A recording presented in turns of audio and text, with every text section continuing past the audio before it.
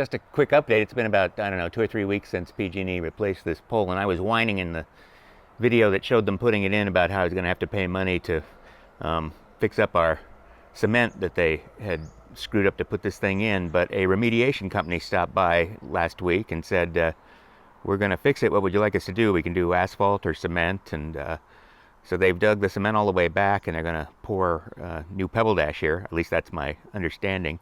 So I didn't have to pay for any of that, and we're going to be better off than we were originally, because the cement was from 1962 and was pretty shot. So pretty happy with the job PG&E's contractors are doing.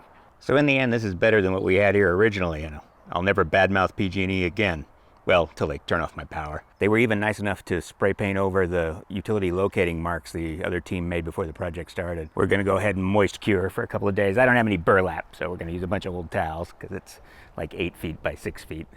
Well, I guess that's it. Like, subscribe, and we'll see you on the next one.